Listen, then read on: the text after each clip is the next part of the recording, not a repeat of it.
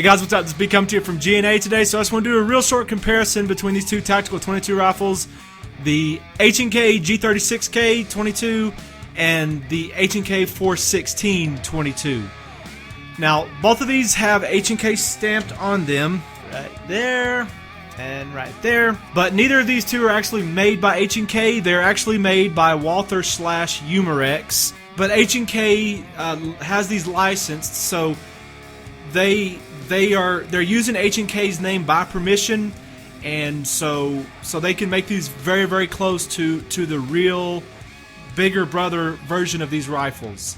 Of course, both of them shooting .223 5.56 caliber cartridges. So these two are the two rimfire replicas of their bigger brothers, and these two are very different rifles. Even though they're both have H&K stamped on them, even though they're both made by Walther / Umarex, they're very different. The H&K is an aluminum, kind of an alloy all the way throughout. The quad rail is aluminum. The upper receiver is aluminum. The lower receiver is aluminum. It even has an aluminum receiver extension, buffer tube, whatever you want to call it. Has the castle nuts aluminum. The charging handles aluminum. So this thing is metal all the way throughout. So it's a pretty heavy rifle. I don't remember exactly. It's about 7 pounds or so. A little bit. In fact, I think it's 7 pounds 4 ounces. Mine is, anyways. The G36 is very different, and when you pick these two up, there's just a world of difference in the weight of these. Everything is polymer basically on this rifle. The fore end here, the handguard here is polymer. Of course, the upper is polymer. The lower, which pulls out, is polymer. Of course, this rail up top is polymer. It's got a polymer buttstock. I mean, it's just mostly polymer. So it's a lot lighter rifle. It's probably about 2.5 pounds lighter than this one. This one's very manageable when you hold this one, and this one has a satisfying heft to it of weight, but it is heavy. And if you were to carry this around for a long time, this thing would get heavy real quick. Both of these, like I said, are made by Walther / Umarex, so they both use the same magazines. So the magazines are interchangeable between all of these. The internals of these two are pretty different. The 416 is more like the Colt M4, which is made by Walther / Umarex. And the G36 is more like the Beretta ARX 160, which is made by Walther Umarex as well. So there's some significant differences here, and I've already described how this is heavy. It's just a tank to hold.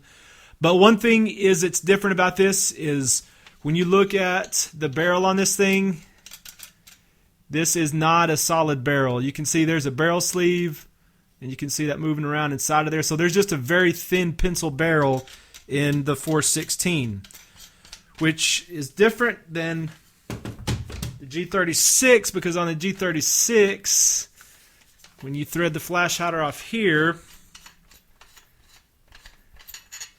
this is a solid barrel. Alright, so this whole thing is solid. You may not be able to tell there. So that's really a big sticking point for a lot of people, and it was for me for a long time. Knowing about that pencil barrel, I was really didn't like that, and especially with the cost of this rifle, those two things put together just really made it to where I didn't want this. I ended up picking this up on sale for like $2.99 from Palmetto a couple of years or a year and a half ago, and I paid full retail for this thing whenever it first came out. But it does have a solid barrel on this one, so that makes people feel a lot more comfortable, although I don't really think there's going to be much problem from that thing. So the buttstock on this thing is pretty sweet. Just like on a real 416. I don't think well, I know it's not exactly the same because the diameter is smaller, but it's shaped and looks very similar to the 416 buttstock. It's real nice. This swivels off and you got storage up in there. Very nice. This buttstock, of course, doesn't adjust front to back. All it does is fold over. But the stock on this thing is huge. It's just very, very long, which makes this one a little bit easier for me because I'm not a huge guy, but I'm just right at 6 foot, a little bit over. So I've got a little bit bigger frame, and this the length of pull on this is better for me than on this one. Although this one's not a problem, but this one fits my frame just a little bit better. So on this one, your charging handle is like on a real G36. You can bring it over, lock it into place, which on a real G36 that's used for kind of a forward assist. I guess that might be needed here, but probably not. But anyways, you can fold that over and clamp it in on either side. Okay. Mag releases over there. In your G36, you've got the bolt catch right here. So when you push this, when you pull the bolt back, you can push this up right here, up underneath the trigger guard, and it'll catch the bolt for you. Just like on a real G36. Ambidextrous fire and safe. Okay, on the 416, it's got that last round hold open also, and it keeps it held open, so that's nice. Charging handle works just like on a 416 on a real AR-15, although it's shorter pull than it would be on a real 5.56 version. But like I said, that charging handle is aluminum, so pretty nice. This forward assist is purely for cosmetics. It does nothing, and the bolt catch right here does nothing also. That's just basically decoration. It doesn't rock. It doesn't catch anything. It's just there to try to make this look more like the real deal. Very nice pistol grip on this. I like it. Feels the palm up really well. So just to show these being taken down real easy. So this not held captive. That pulls up. Then to pull your bolt out, you've got to take the flash hider off. And then you can pull this whole assembly out just like that. And there's that pencil barrel I was telling you about.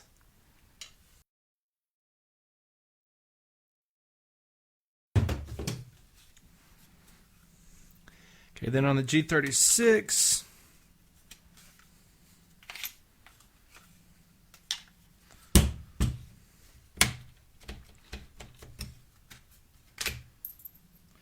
pull these two pins out, push that little piece down, and then it releases your pistol grip to come out. Basically the lower assembly here.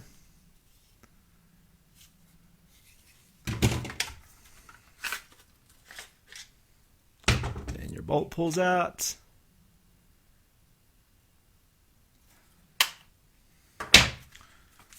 Very easy to take this thing apart. Then your handguard, you just pull this pin out right here. This thing comes right off. Very, very easy to take the G36 apart.